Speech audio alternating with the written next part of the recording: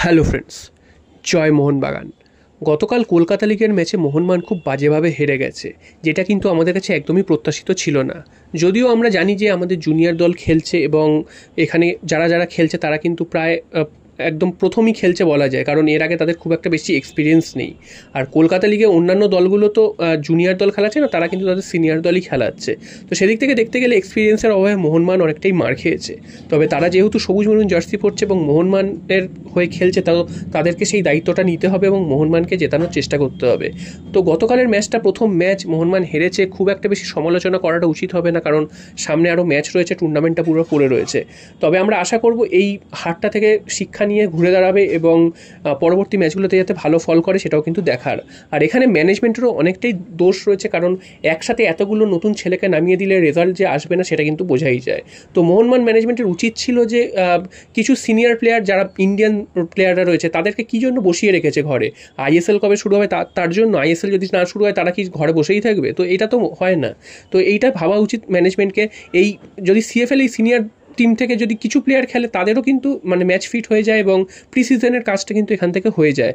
তো সেই জিনিসটা এই মোহনবাগান মানে সুযোগ থাকাকালীনও এই জিনিসগুলো কিন্তু ইউজ করে না। এটা কিন্তু যথেষ্ট একটা বাজে জিনিস মোহনবাগান ম্যানেজমেন্টের।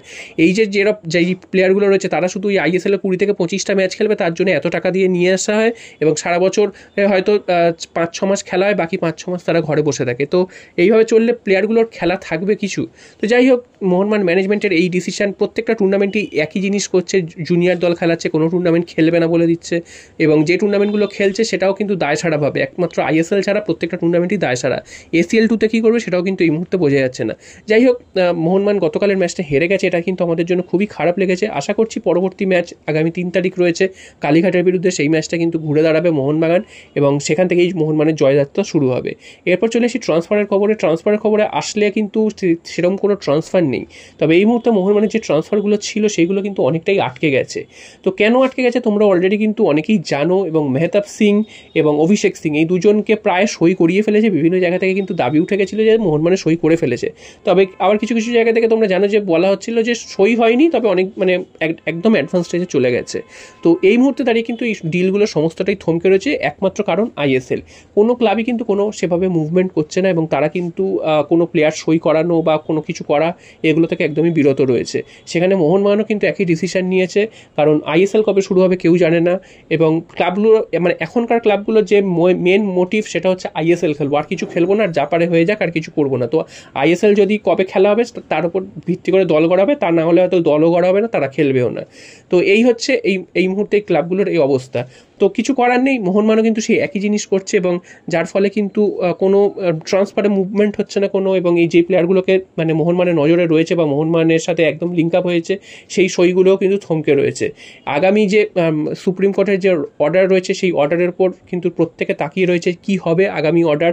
সেই অর্ডারের উপর ভিত্তি করে মানে সমস্ত দলগুলো কিন্তু এগোবে ট্রান্সফারের দিকে, এবং যদি সুপ্রিম কোর্ট ভালো কিছু রায় দেয় তো ভালো, আর যদি কিছু উল্টোপাল্টা রায় দেয় সেক্ষেত্রে তো মানে আরোই মানে অবস্থা খারাপ হয়ে যাবে ভারতীয় ফুটবলে, সেটা বলাই যায়। আশা করছি সুপ্রিম কোর্ট এমন একটা রায় দেবে যাতে ভারতীয় ফুটবলটা কিন্তু হয় এবং আইএসএলটা যেন তাড়াতাড়ি শুরু হয়। শোনা যাচ্ছে অনেক জায়গা থেকে নভেম্বরে শুরু হবে আইএসএল। তো নভেম্বরে আইএসএল শুরু হওয়া মানে এই ক্লাবগুলোর যা মানে মতিগতি, তাতে নভেম্বরে শুরু হলে অক্টোবর থেকে হয়তো তারা প্র্যাকটিস করতে নামবে, কারণ তার আগে তারা কোনো টুর্নামেন্টও খেলবে না, তারা কিছু করবেও না। আর মোহনবাগান আর গোয়ার সামনে কিন্তু এই মুহূর্তে এসিএল 2 খেলার সুযোগ রয়েছে। তো সেক্ষেত্রে সেই টুর্নামেন্ট সেপ্টেম্বর থেকে শুরু হয়ে যাবে এবং সেই টুর্নামেন্টে অংশ নিতে গেলে তাদেরকে কম করে জুলাইয়ের শেষ বা অগাস্টের প্রথম থেকে কিন্তু প্র্যাকটিস শুরু করতে হবে। শুধু প্র্যাকটিস করলেই হবে না, বিভিন্ন রকম ম্যাচ খেললেই সেই টিমটাকে অতটা কেমন ভালো, তাদের দুর্বলতা এগুলো কিন্তু বোঝা যায়। শুধু প্র্যাকটিস করলে এই জিনিসগুলো বোঝা যায় না। তো মোহনবাগানের কী মতিগতি বা তাদের কী প্ল্যানিং সেটাও কিন্তু বোঝা যাচ্ছে না, তারা কোনো অফিসিয়াল নোটিফিকেশনও দেয় না, সমস্তটাই কিন্তু বিভিন্ন সূত্র মারফত জানা যায়। তো এরকমভাবেই চলছে। আশা করছি এদের মতিগতি ফিরবে এবং খুব শীঘ্রই কিন্তু সিনিয়র দলদেরও ডাকা হবে এবং তারা কিন্তু প্র্যাকটিস শুরু করবে, এবং যেসব ট্রান্সফারগুলো এই মুহূর্তে থমকে রয়েছে সেই ট্রান্সফারগুলো কিন্তু অগ্রগতি হবে এবং তারা আসবেন কি আসবেন না সেটা অন্তত স্পষ্টভাবে জানিয়ে দিক। এইভাবে ঝুলিয়ে রাখার কোনো মানে হয় না এবং সুপ্রিম কোর্টের রায়ের দিকে কিন্তু আমরা প্রত্যেকেই তাকিয়ে রয়েছি এবং সেখানেই কিন্তু বোঝা যাবে যে ভারতীয় ফুটবলের পরবর্তী মানে কী হতে চলেছে এবং তারা কোথায় মানে কী অবস্থায় দাঁড়াবে সেটা কিন্তু পরবর্তীতেই বোঝা যাবে। তো এই ট্রান্সফার আপডেটগুলো এই মুহূর্তে সমস্তটাই থমকে দাঁড়িয়ে রয়েছে, হয়তো একেবারে ক্লোজ অবস্থায় রয়েছে ঠিকই, তবে এই মুহূর্তে কিন্তু থমকে দাঁড়িয়ে রয়েছে। আশা করছি বেশ আর কয়েকদিনের মধ্যে কিন্তু আমরা একটা স্পষ্ট চিত্র দেখতে পাবো।